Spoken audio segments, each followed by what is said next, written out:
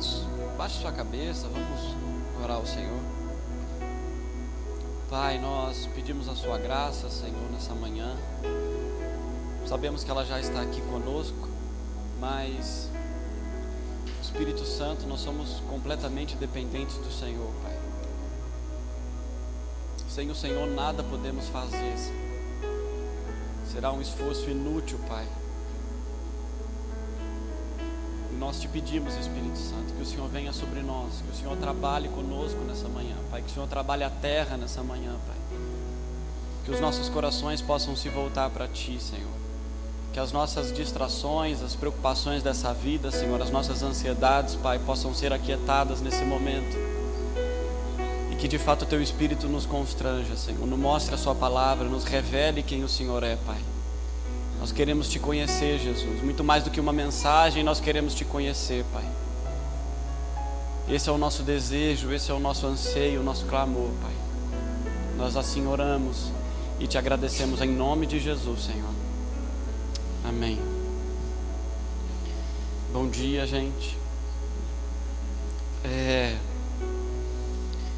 Na sexta-feira, eu estou dando um estudo às sextas-feiras para algumas pessoas aqui da igreja.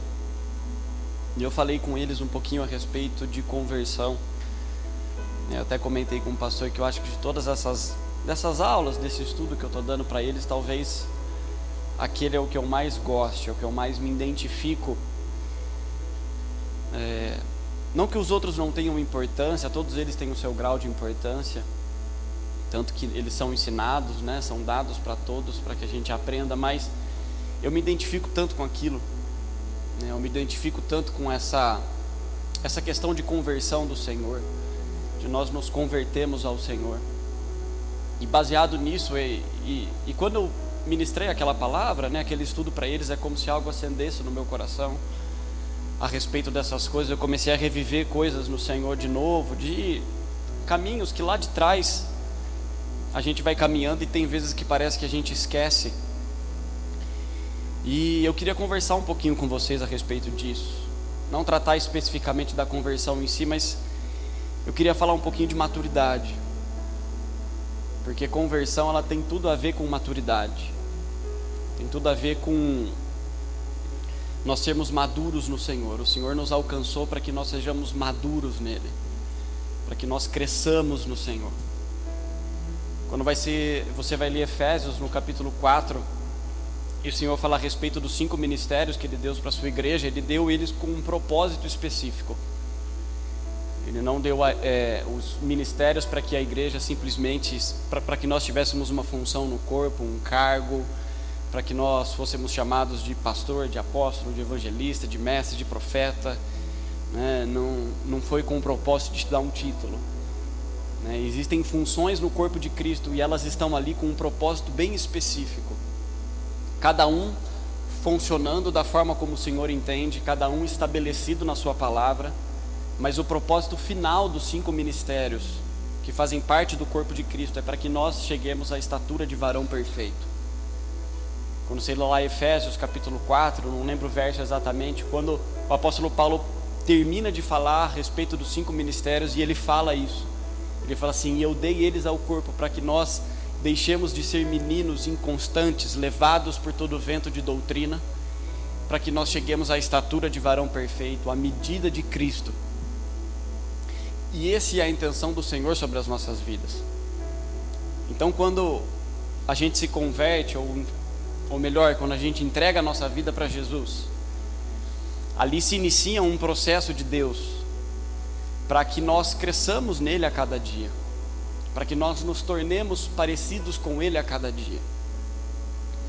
E meditando nisso, eu comecei a lembrar de situações que foram acontecendo com a minha vida e com coisas aqui na casa, com o nosso ministério, enfim, com histórias que nós vivemos aqui. E é engraçado de quando você olha daqui, é como você do Novo Testamento olhando para o Antigo Testamento. Em Hebreus a Bíblia fala que a lei ela é sombra daquilo que haveria de vir, ela é sombra de bens vindouros. Ou seja, então Quando nós estávamos no Antigo Testamento, ou quando aquelas pessoas estavam no Antigo Testamento, elas cumpriam algumas leis que talvez para elas não faziam muito sentido. Mas quando nós estamos no Novo Testamento, olhando a partir da perspectiva de Cristo, a gente entende algumas leis como proféticas, elas revelam o Cristo que haveria de vir. Então, eu olhando para esses caminhos, eu conseguindo enxergar algumas coisas, eu olho e falo assim: Deus, como o Senhor trabalha através de processos, como a nossa vida é feita de ciclos e de processos no Senhor. E cada um desses processos, eles têm a ver com maturidade, eles têm a ver com crescimento. 1 de Pedro 2, eu acho que 2,18, a Bíblia fala: crescei em graça e em conhecimento no Senhor Jesus. Porque isso é progressivo, isso é crescente sobre as nossas vidas. E desde o momento que a gente entrega a nossa vida para Cristo, que a gente se rende aos seus pés, a gente não entende nada ali daquele evangelho, a gente simplesmente se entrega ali naquele momento. Com todos aqui é assim. Você não se entregou para Jesus porque você conhecia Ele, você entregou para Jesus porque algo te moveu para esse lugar, porque o Espírito, sem você saber inclusive que era o Espírito Santo, Ele te tocou naquele momento, te convenceu do seu pecado, te convenceu da justiça dele, e você apontou para aquilo através daquela palavra, e você falou: eu preciso disso, eu preciso conhecer a isso. Pelo menos comigo foi assim. Eu fui a primeira vez na igreja, eu ficava ali, eu falava assim: ai, eu preciso ir mais uma vez. E eu fui a segunda vez, e eu fui a terceira vez, até que chegou um momento que o pastor ali na hora fez um apelo. Eu falei: é comigo, eu preciso ir, porque isso queimava em mim, mas eu não conhecia Jesus. Ali eu não tinha conhecimento dele, eu simplesmente sabia que eu tinha que ir. Mas à medida que você vai andando no Senhor, você vai entendendo que há um propósito estabelecido no Senhor para que Ele te alcançou. O apóstolo Paulo fala isso: eu fui alcançado e agora eu busco alcançar o alvo perfeito, o motivo pelo qual o Cristo me alcançou uma vez. Ele tem um alvo específico, um lugar que Ele vai. Então, quando nós vamos para Cristo, existem propósitos do Senhor estabelecidos sobre as nossas vidas. E quando nós, de alguma forma, em meio a esses processos que o Senhor trabalha conosco, em meio a essas transformações que o Senhor quer gerar em mim e em você, porque Deus não faz tudo de uma vez. Deus não constrói uma casa simplesmente num piscar ou no instalar de dedos e deixa ela pronta. O Senhor começa arrancando coisas das nossas vidas. Jeremias no capítulo 2 ele fala a respeito disso. Ele fala assim: eu te coloquei ali, Jeremias, para que você derribe coisas primeiro, para que você desconstrua coisas primeiros. Mas também eu te coloquei ali para que você edifique e para que você plante. Mas o primeiro processo do Senhor nas nossas vidas é de arrancar coisas das quais não pertencem a Ele. Só que muitas vezes nesses processos de Deus existem lugares onde nós estacionamos, onde nós nos estagnamos nele, onde simplesmente você foi até um certo ponto em Deus, você foi até um certo ponto em Cristo, e glória a Deus que você venceu, glória a Deus que você caminhou em alguns lugares com Ele, mas você para em algumas situações que você se estaciona naquilo, e que tem pessoas que simplesmente elas ficam anos nesses lugares, sem conseguir avançar e sem conseguir crescer no Senhor, como se a vida com Deus fosse simplesmente aquilo que aconteceu com ela até aquele momento, como se Deus não tivesse mais coisas que envolviam a vida daquela pessoa. É como se o pastor pregou um pouquinho ontem, no seu aniversário: qual é o propósito que Deus tem com você, nesse ano que você se completa? Porque você não está à toa, existe uma palavra profética sobre a sua vida, você era alguém na eternidade, existe uma história, Salmos fala isso, algo escrito sobre sua vida que nós vamos descobrindo à medida que nós vamos conhecendo Jesus. É Pedro, ele revela o Cristo e o Cristo revela ele. Tu és o Cristo, filho do Deus vivo. E ele fala assim: sim, então tu és Pedro, tu és pedra, Pedro. E sobre esta revelação que você teve de mim, eu vou edificar a minha igreja, que eu sou o Cristo, filho do Deus vivo. Então, à medida que nós conhecemos Ele, à medida que nós nos relacionamos com Jesus, Ele vai revelando a nós quem é. Só que no meio desses processos, Deus precisa trabalhar coisas em nós. Deus trabalha com propósitos, e nesses propósitos, muitas vezes, nesses lugares que o Senhor nos conduz, para que a gente cresça, para que a palavra que Ele tem sobre você se cumpra, para que você descubra coisas no Senhor, para que você cresça nele, para que você se torne a imagem dele, nós estacionamos muitas vezes nesses lugares, e nós não conseguimos avançar. Nós muitas vezes somos igual o ladrão da cruz. Aquele homem estava lá, Jesus estava sendo crucificado ao lado dele. Ele vê todas aquelas coisas, ele reconhece quem é Jesus. Ele fala assim: você é o Filho de Deus. E aí Jesus olha para ele e fala: por causa dessas tuas palavras, hoje mesmo você estará comigo no paraíso. Amém, ele foi para o céu. Depois da sua morte ele encontrou Jesus. A questão é que ele não teve o tempo para acabar com aquilo que as pessoas conheciam ele. Ele não teve tempo para remir a sua vida e a sua história. Ele continuou sendo chamado e conhecido como ladrão da cruz. Por mais que foi alguém que foi para o céu, por mais que foi alguém que recebeu o sacrifício de Cristo ali naquele momento, recebeu a salvação, ele ainda continua sendo conhecido como ladrão da cruz. Mas o problema não é ele. O problema é que o ladrão da cruz, ele ficou arrependido ali naquela hora, naquele momento. Ele conheceu Jesus nos seus segundos finais de vida, e ali ele foi salvo. O problema é que nós temos na igreja, e nós somos muitas vezes esse ladrão da cruz, depois de muitos anos que a gente entregou a nossa vida para Jesus. A gente continua como aquela pessoa. A gente entrega a vida para Ele, a gente reconhece que Ele é o Cristo, mas Ele não consegue transformar a nossa vida, não consegue fazer com que nós sejamos maduros no Senhor. Então os mesmos erros que nós cometíamos, nós continuamos cometendo, como se fosse a coisa mais normal do mundo. Como se Deus não houvesse propósito de ter te encontrado, como se o Cristo que foi revelado a você tivesse um simples propósito de te falar quem Ele é. Você se apropria do sangue dEle, os seus pecados são expiados no Senhor, você se apossa de uma salvação, mas esse sangue, essa libertação que nós temos em Cristo não gera em nós muito crescimento. Então nós olhamos às vezes outras pessoas andando em lugares muito mais altos no Senhor e a gente se acomoda. A gente fala assim: não, mas ele anda nesses lugares altos ali em Jesus porque é com ele o negócio, não é comigo. Eu fui feito para fazer isso daí que eu estou fazendo mesmo. Eu venho às vezes no culto de domingo, ouço uma palavra, oro 5 minutinhos na minha casa, leio um provérbios por dia, porque são 31 para cada dia. Pô, tá bom demais. Essa é a minha vida com Jesus. Ela se resume a lugares que Deus começa a trabalhar em nós e nós nos estacionamos. Nós nos estagnamos nisso. Em Provérbios a Bíblia fala que o caminho do Senhor é como a luz da aurora que brilha até ser dia perfeito. Sim, ela começa com uma luz muito fraca, nesse sentido, de que Cristo te ilumina a primeira vez, mas a ideia é que ela se prolongue, é que você continue caminhando até que ela seja dia perfeito sobre você, porque esse é o propósito de Deus, querido. Você estava na eternidade com Ele, como eu falei.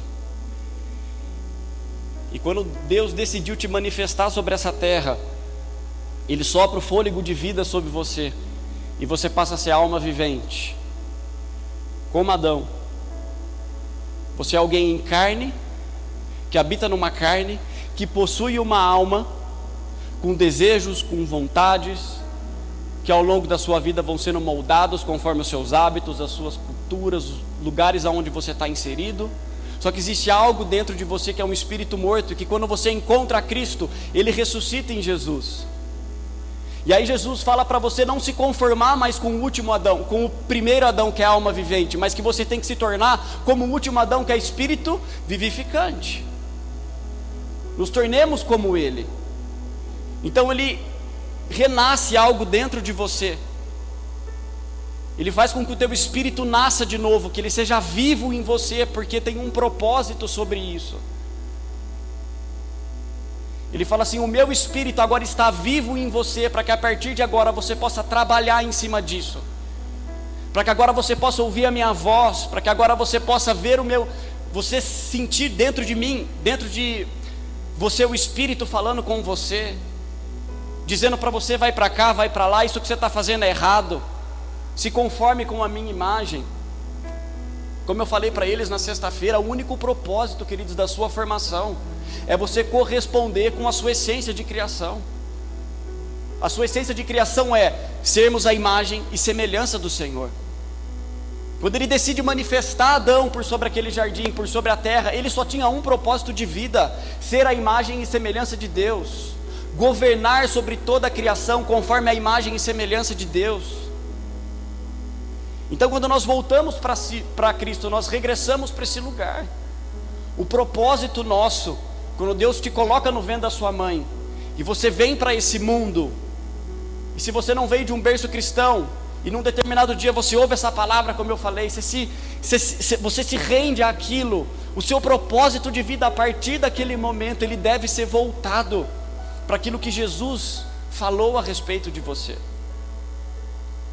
Que esse Espírito, ele gere vida em cada um de nós. Porque para todos, querido, ainda que tenham propósitos diferentes, e eu entendo que tem propósitos diferentes, Deus não deu o mesmo propósito para todo mundo. Deus não vai pedir para você o que Ele pediu para mim. Para mim Ele pediu para eu largar tudo, para eu largar o emprego, para eu não viver da profissão a qual eu achei que eu ia viver. Deus pediu para eu negar essas coisas porque Ele tinha um chamado sobre mim. Mas para você Ele também tinha um chamado na mesma intensidade. A forma que o Senhor está dando é diferente. Para mim Ele me chamou para ser pastor, mas para você talvez não. Ele te chamou para outra coisa, mas a intensidade que Ele espera que você viva essas coisas é a mesma. O nível de entrega que Ele espera de você é o mesmo. A necessidade de você se conformar com quem Cristo é a mesma. A necessidade de você se santificar nele continua a mesma. Não é porque alguém tem um ministério, então ele tem que estar em lugares mais altos. Não. Todos precisam chegar à maturidade em Cristo. Todos foram alcançados para que cheguemos à estatura de varão perfeito, sem exceção alguma. Se a luz um dia te alcançou, querida, é porque ela quer resplandecer cada vez mais forte sobre você. Por isso que Jesus diz: olha, então brilhe a sua luz diante dos homens, para que eles vejam as suas obras e glorifiquem o meu Pai que estás nos céus. O problema é que essa luz brilhar sobre todos os homens, necessariamente ela implica em você andar pelos caminhos do Senhor, entendendo, discernindo eles, e conseguindo crescer em cima dessas coisas, e não estacionando nesses lugares. E como eu falei ontem, quando eu fiquei meditando a respeito de algumas coisas que acontecem com a gente, falando da história aqui da nossa casa, tem coisas, queridos, que a gente não tinha como saber que era Deus nos movendo. Tem coisas que a gente faz aqui às vezes que é simplesmente uma vontade que acontece, que vem muitas vezes sobre o nosso pastor, e que depois a gente vai descobrir que é Deus. Olha, era Deus se movendo mesmo nisso. Mas quando você leva isso para a sua vida, quando às vezes eu levo isso para a minha vida, às vezes existem vontades que vêm sobre mim que eu achava e que eu ignorava, que eu não sabia muitas vezes que era Deus, mas que lá na frente eu vou descobrir que aquele suspiro, que aquilo que eu fiz era o Espírito me movendo. E eu vou entender: Deus, eu fiz aquilo por causa disso, o Senhor fez com que aquilo acontecesse por causa daquilo. Meu Deus, como eu podia descobrir isso? E você vê isso na Bíblia, você vê isso em Jesus. Eu sei que Ele é Jesus, mas se Ele é o nosso modelo, então Ele é o nosso modelo para tudo, amém? Ele é o nosso modelo para desde o seu nascimento. Eu sei que Deus escolheu o ventre de Maria. Eu sei que Jesus já veio por propósito numa família que Deus escolheu, porque Ele sabia o caráter daquela casa, porque Ele sabia o caráter de José, porque Ele sabia que quando Maria ia ficar grávida do Espírito Santo, e Ele achou que ela tivesse traído ele, aquele homem ia se afastar e não ia difamá-la, para que até Deus pudesse no meio daquilo falar com ele e dizer que de fato aquele menino havia sido gerado pelo Espírito. Então Deus escolheu o caráter daquele homem, alguém que pudesse moldar Jesus, para que lá na frente, quando ele estivesse na cruz, diante de uma noiva adúltera e pecadora, ele não pudesse lançar sobre ela os pecados, mas sobre si, e fala assim: não lance sobre elas, porque eles não sabem o que estão fazendo. Então Ele sabia o caráter daquela casa, Ele sabia o caráter daquele homem. Então você vê palavras que vão se cumprindo sobre a vida de Jesus, que Jesus não tem controle, que eram profecias que haviam sido lançadas sobre a vida dele do Antigo Testamento, mas que vão se cumprindo, e Jesus não tinha controle sobre isso. Se você ler, se você quiser acompanhar, abra sua Bíblia em Mateus no capítulo 1. É quase que cansativo isso no começo, mas isso precisa falar com a gente.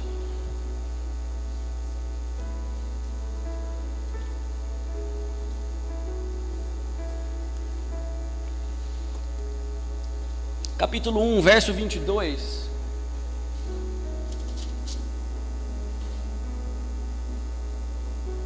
Verso 21, perdão. Ela dará à luz um filho, que lhe porás o nome de Jesus, porque ele salvará o seu povo dos pecados dele. Ora, tudo isto aconteceu para que se cumprisse o que fora dito pelo Senhor por intermédio do profeta. Eis que a virgem conceberá e dará à luz um filho, e ele será chamado pelo nome de Emanuel.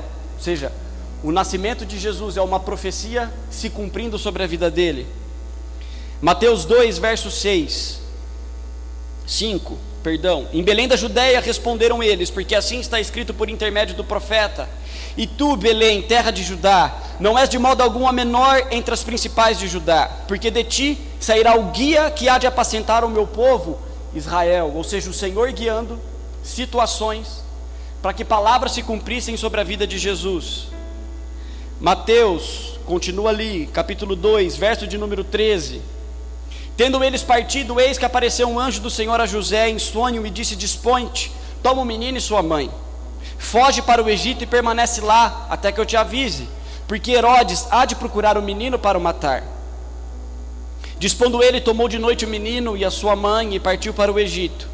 E lá ficou até a morte de Herodes, para que se cumprisse o que fora dito pelo Senhor por intermédio do profeta: do Egito chamei o meu filho. Se você continuar nos verso 19, quando Herodes manda matar todos os meninos abaixo de 2 anos, se cumpre outra profecia. Verso 18, ouviu-se um clamor em Ramá, pranto, choro e grande lamento.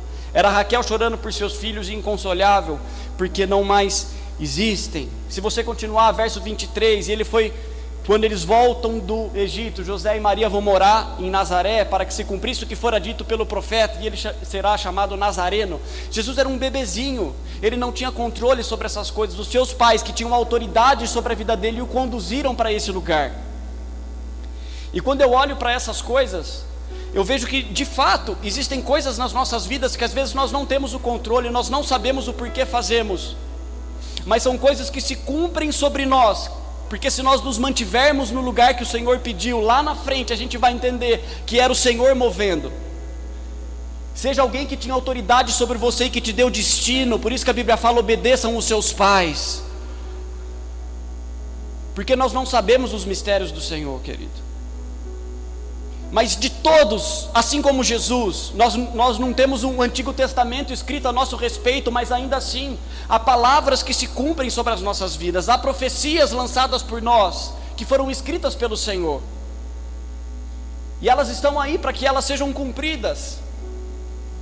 E amém, existem algumas coisas que não partem de você, que são coisas que acontecem, que te empurram para esse lugar, mas quando você chega num determinado entendimento e discernimento, e é isso que eu queria tratar aqui, quando você chega numa fase, querido, da sua vida, em que você tem entendimento e discernimento para isso, o que o Senhor espera é que essas profecias, elas sejam cumpridas em você, debaixo da sua responsabilidade.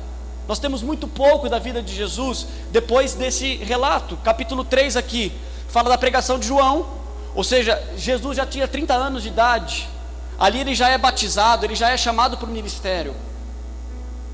Mas a Bíblia fala que quando ele está ali para ser batizado por João Batista, a Bíblia diz que ele está ali, e que uma voz audível do céu diz: este é o meu filho amado, em quem eu tenho muito prazer, a ele dei ouvidos. A ele dei ouvidos não, isso é outra parte. Mas este é o meu filho amado, em quem eu tenho muito prazer.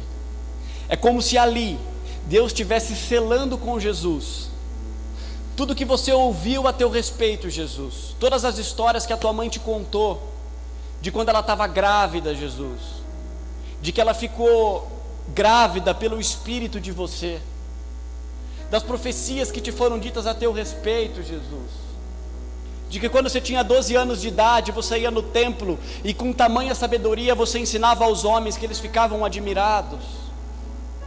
Essas palavras que os seus primos, os seus irmãos ouviram, e que você sabia muito bem, hoje, Jesus, você vai ficar sabendo delas, Eu estou selando com você, porque a partir do momento que você ouve Jesus, você é responsável para que ela se cumpra sobre a sua vida. Você sai debaixo da cobertura e da autoridade dos seus pais nesse momento, para que você as cumpra de forma madura. Por isso que o Espírito conduz ao deserto. Imediatamente após que ele recebe essa palavra, ele é batizado por João. A Bíblia diz: e o Espírito o conduziu ao deserto, e ele é tentado justamente naquilo que ele acabou de ouvir. Porque no momento em que ele ouve aquelas palavras, ele se torna responsável para que aquelas profecias se cumpram sobre a vida dele. E se você ler a partir daquele momento, a vida de Jesus é por ele cumprida em profecias, por escolha dele. Até as pregações de Jesus são escolhidas por ele na forma que ele queria contar, para que se cumprisse o que fora dito pelos profetas. Os discípulos indagam ele e falam assim: por que você prega por parábolas? Ele fala assim: para se cumprisse o que fora dito pelos profetas, porque eles têm um coração duro demais, para que eles ouçam a minha voz e eles não se convertam às minhas palavras. Até as pregações de Jesus para aquelas pessoas e para aquelas multidões eram orientadas para que ele cumprisse aquilo que estava escrito ao seu respeito. Porque num determinado momento, querido, é você quem vai se tornar responsável em descobrir essas coisas no Senhor, em discernir essas coisas no Senhor, em andar nelas, porque é isso que vai gerar maturidade sobre você. Então há uma divisão na vida de Jesus, porque naquele momento, não que Jesus até os 30 anos de idade não existiu, ele estava ali, mas no momento de se cumprir o ministério, quando Jesus lança aquela palavra sobre ele, eu vejo como de fato Deus falando para ele, o Pai falando para ele: agora eu quero que essa palavra se torne carne em você. Antes eram só umas profecias, antes eram coisas que te falavam, antes era só um profeta colocando a mão na sua cabeça e dizendo para você que você é isso, que você é aquilo, que você vai para tal lugar. Mas agora ande de forma intensiva, ande de forma ativa em cima dessas coisas. E para isso, Jesus, eu vou colocar você de cara com o diabo. Porque a Bíblia fala que logo depois que ele sai do deserto, ele sai debaixo do poder do Espírito Santo, manifestando aquilo que ele era para manifestar. Porque a partir daquele momento, querido, assim como é para as nossas vidas, nós somos responsáveis por isso. A escolha é sua, meu filho, não é de mais ninguém. Nós escolhemos essas coisas, está sobre nós essa responsabilidade, e não mais sobre ninguém. Deus não lança uma profecia sobre você para que simplesmente você fique sabendo disso. Deus não fez assim. Olha para o Antigo Testamento, fala sério. Deus pega homens no Antigo Testamento e faz com que as palavras que eles estavam lançando sobre Israel, eles vivessem ela na carne, não eram palavras. Profeta não era isso, não. Profeta não era falar algumas coisas ali, não. Não era lançar juízos sobre as pessoas. Jesus fala assim: você vai até fazer isso, eu vou te colocar por boca do Senhor sobre esses lugares, você vai profetizar sobre nações, mas ainda assim, a minha mensagem ela precisa estar em você, porque a minha palavra, a profecia que eu liberei sobre a sua vida, ela precisa se fazer carne em você. Então, Oséias, meu filho, não adianta você dizer e falar para Israel que eles são adúlteros, você precisa ir lá e casar com uma prostituta. E quando você tiver filho com ela, você vai dar o nome das suas filhas, a desfavorecida. Não, não é o meu povo. Vai ler Oséias. E você acha que Deus vai exigir menos de nós? Você acha que Deus simplesmente vai lançar uma palavra de profecia sobre nós para que nós não a vivêssemos, para que nós não encarnássemos ela como foi com Jesus? Deus fala para Isaías, fala: Isaías, ande 3 anos nu e descalço, porque eu quero lançar juízo sobre o Egito e a Etiópia, porque eles vão vir escravos daquele lugar. Escravos naquele tempo, presos de guerra, andavam descalços e nus. Então Isaías precisa andar descalço e nu, para que o juízo do Senhor fosse de forma, para que eles entendessem isso. Então não era apenas Isaías lançar uma palavra de juízo, mas ele vivia na sua carne, ele incorporava aquilo, ele encarnava a profecia do Senhor. E Jeremias, querido, fala sério, que aquele homem apanhou, sofreu. Toda hora que ele falava: Deus, eu não quero mais pregar, eu não quero mais falar, porque toda vez que eu falo eles me têm como desprezo, eu sou desprezado, eu sou odiado por eles. Sim, mas eles também me odeiam. Você é odiado porque eles odeiam a mim.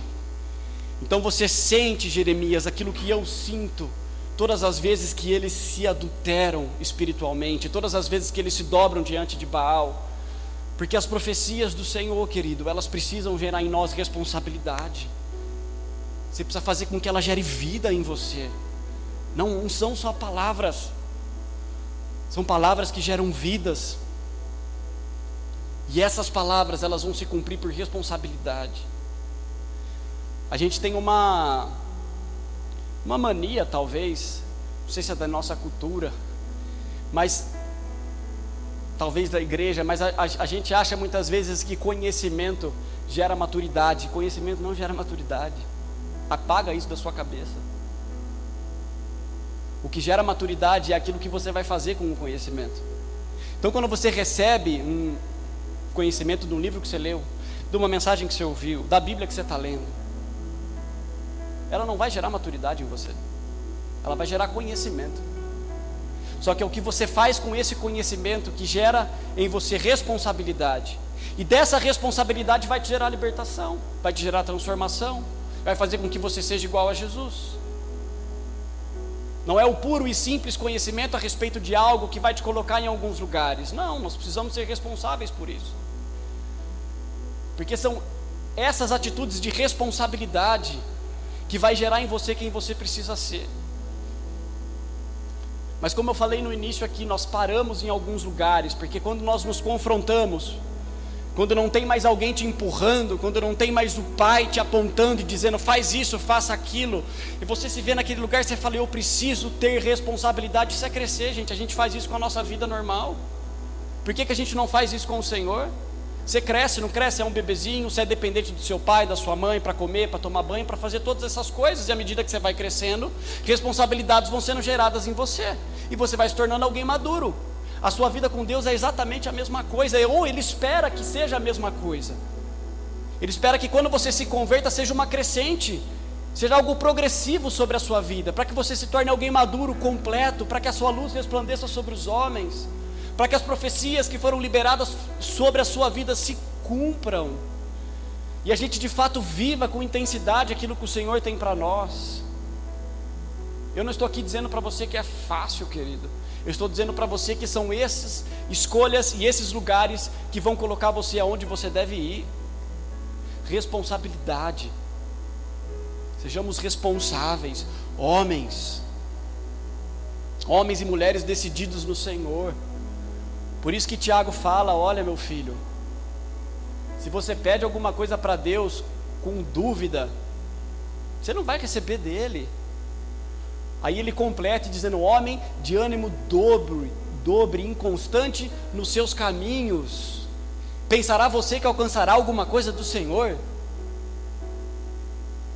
O que ele está dizendo? Para de ser lançado como vento, vai para cá, vai para lá.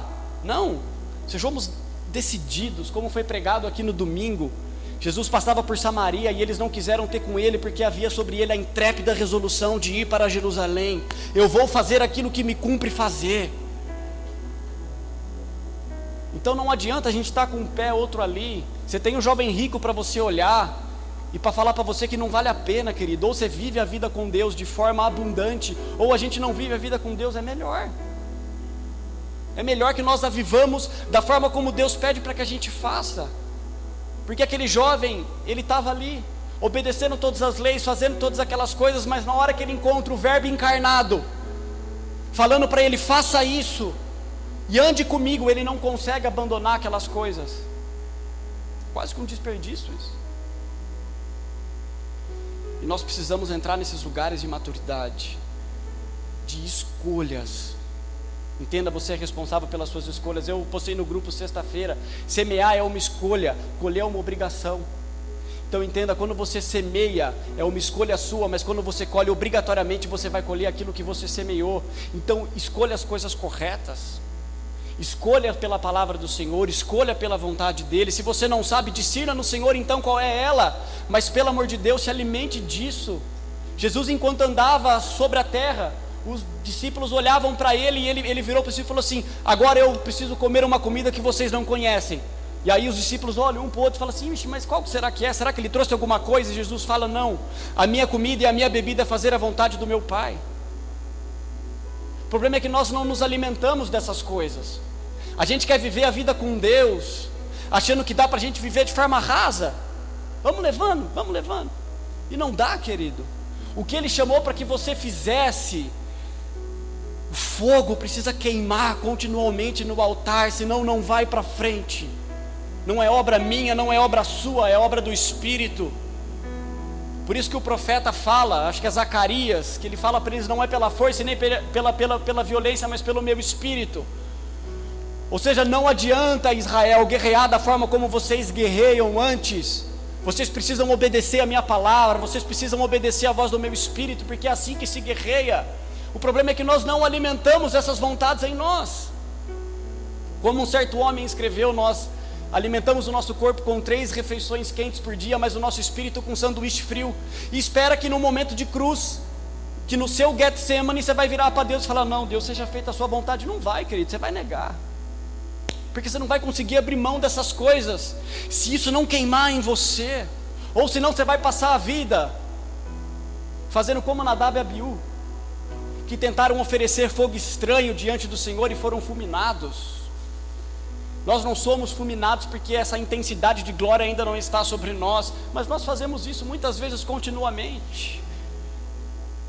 Você imagina, eles tinham que manter aceso aquele fogo. Então, antes de dormir, eu imagino de verdade, indo lá, botando fogo, acendendo, mantendo aceso, e quando ele acordasse, a primeira coisa que ele tinha que fazer era ir lá e soprar sobre aquela lenha, lançar o sopro do Espírito sobre aquilo, para que aquele fogo viesse e pegasse de novo.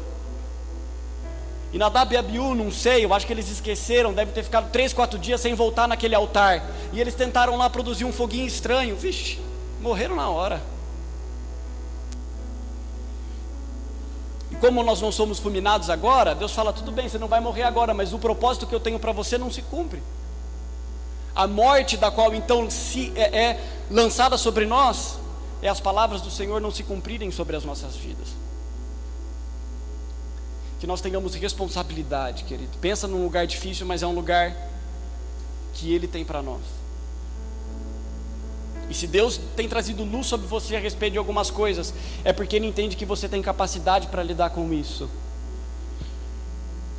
Se o Senhor tem trazido caminhos sobre você, situações sobre você, que você não sabe muitas vezes como lidar, se lance nele, vá até Ele, se renda aos seus pés, porque se essa luz está sendo lançada sobre você, é porque de fato Ele entende que em você há capacidade para lidar com aquilo, há capacidade para cumprir aquilo que Ele te revelou.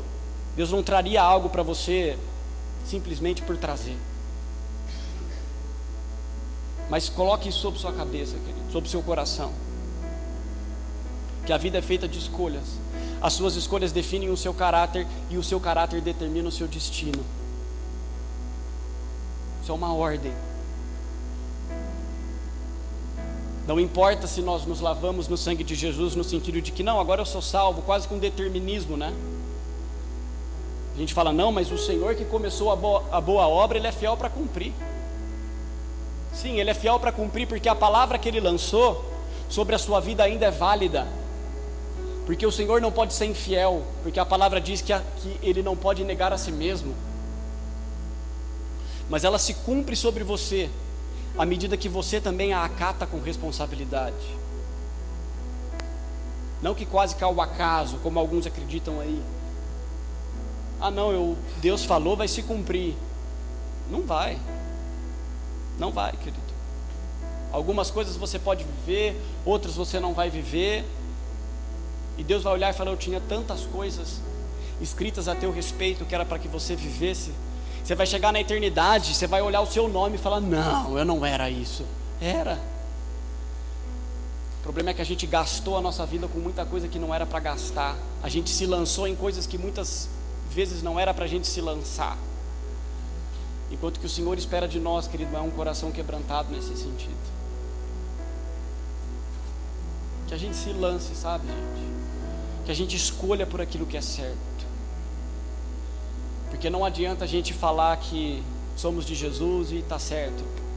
Deus não fez isso com o povo de Israel. Quando ele tira aquele povo do Egito, ele tira por causa de uma aliança que ele tinha com Abraão, porque Abraão foi fiel. Deus tira aquele povo do Egito. Então quando eles saem daquele período de escravidão, Deus olhava de cima e via rostos de Abraão sobre eles, porque a aliança que Deus tinha era com Abraão. Mas quando eles começam a ser rebeldes, quando eles começam a murmurar, não andar nos caminhos que Deus coloca para eles, Deus vira para eles e fala assim: meus filhos, eu preciso de algo para vocês, eu coloco diante de vocês hoje a vida e a morte, escolhe pois a vida. Ou seja, ainda que eles fossem filhos de Abraão, ainda que eles estivessem andando por um caminho que o Senhor apontou, se vocês não obedecerem, vocês vão morrer. E Jesus fala a mesma coisa para os fariseus.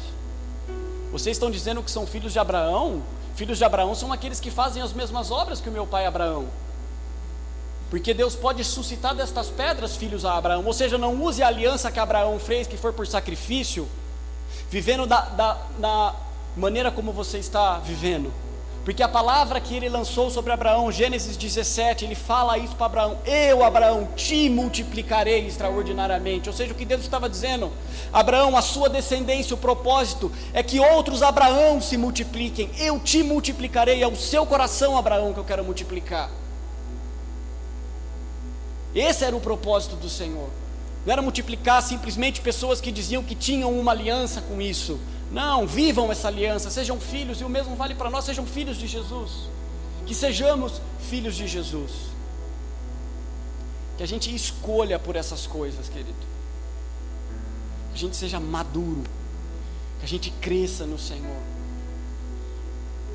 Deus, o que está diante de mim hoje, me ajude a escolher por aquilo que é a sua vontade, Pai. Porque senão, querido, não adianta a gente reclamar depois. A gente vai continuar caindo nos mesmos buracos, a nossa vida vai continuar cíclica do mesmo jeito, e as coisas não vão avançar e não vão para frente, porque o Senhor fala: a minha herança eu dou para filhos, eu não dou para quem faz coisas. Um servo, querido, ele nunca vai ter a necessidade, talvez, eu não sei se esse é a palavra, mas ele nunca vai ter o sentimento de pertencimento. Aquele filho mais velho, ele viveu na casa do pai durante tantos anos, trabalhou na casa do pai, e ele não tinha coragem de pegar um bezerro do pai para matar com seus amigos e comer com seus amigos, porque servir a Deus não vai te dar a responsabilidade em cima daquilo que o pai te confiou. O que vai te gerar isso é ser filho. Filho vai te gerar noção de herança, responsabilidade sobre herança, sentimento de pertencimento. Falar: não, se é do meu pai, é meu também, daqui que eu cuido, é Davi. Fala: não, aqui ninguém toca nessas ovelhas malhadas não, ninguém está nem aí para elas, mas vem um leão, eu mato elas. Porque ele era filho, e como filho, aquilo que era do pai dele era dele também, e ele guardava e zelava aquilo, e Deus fala: é esse o rei que eu quero para mim. Mas nós precisamos crescer nisso, amadurecer nesses áreas. Então não pare, querido. Como eu falei com o Miguel esses dias, que ele teve uma dúvida, se você ler Gênesis, o entendimento todo que dá é que Deus começou o propósito com Terá. A Bíblia fala que Terá saiu de Ur dos Caldeus e foi para Canaã, depois que o filho dele morreu, e ele se estacionou numa cidade que ele deu o nome do filho que havia falecido, Harã. Ele para na dor do filho. O filho morreu, ele para naquela cidade, funda o nome daquela cidade com o nome do filho como memória para o filho, e ali para. Aí Deus precisa esperar Terá morrer para ele ir em Abraão e fala assim: sai da sua terra, da sua parentela, da casa que eu te dei, e vá para a terra que agora eu estou te dizendo que é para você ir. Porque alguém parou numa dor, porque alguém estacionou em algo. Que a gente não se estacione nesses lugares. Eu não sei o que é que pode estar te estacionando, ou o que é que pode estar te estagnando. De verdade eu não sei, mas o que importa para Deus não é aquilo que fizeram com você, ainda que Ele tenha sentimento com isso, mas o que importa para Deus é o que você vai fazer com aquilo que fizeram com você. Como você vai lidar com essas coisas, como você vai crescer nelas, como você vai vencer nelas, como você vai amadurecer nelas, para que nós possamos nos tornar iguais a Jesus. para que nós possamos ter o caráter de Cristo em nós. Que a gente se alimente disso, gente. Que a gente cresça no Senhor, que a gente busque isso. Por isso que o amor de Deus, ele é uma escolha. Por isso que ele é ágape. Porque você escolhe por maturidade, você escolhe por responsabilidade. Só o amor de Deus, só alguém maduro pode manifestar o amor de Deus. Alguém que não é maduro, ele vai ser movido por sentimentos, como foi falado aqui.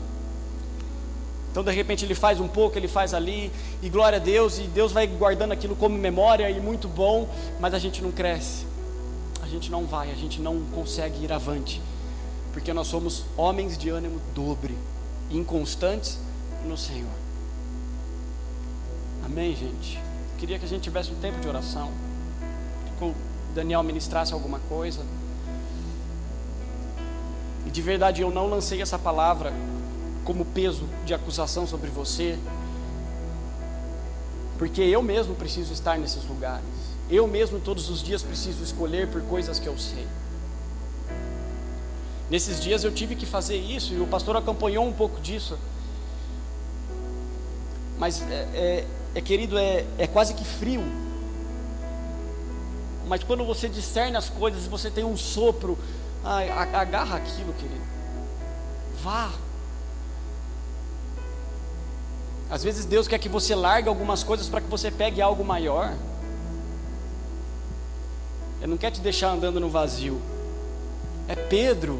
Nenhum dos apóstolos experimentaram aquilo, mas Pedro falou para ele: Senhor, debaixo da tua palavra eu vou. E ele saiu do barco. Eram apóstolos iguais a ele, curavam iguais a ele, ouviam as mesmas palavras de Jesus, mas só ele experimentou andar por sobre as águas. Só ele andou debaixo da palavra do seu Senhor. E que essa seja a nossa vontade, querido, que essa seja a nossa fome, que a gente se alimente disso. E não se esqueça, você não vai conseguir andar por esses lugares. Não vai, querido, se você não se alimentar do Senhor, se você não estiver com Ele, se você não ter o desejo disso, se você parar com essas oraçõezinhas de 5 minutos, não vai, querido, não vai. Porque é com Ele que a gente se torna igual a Ele. Amém, gente?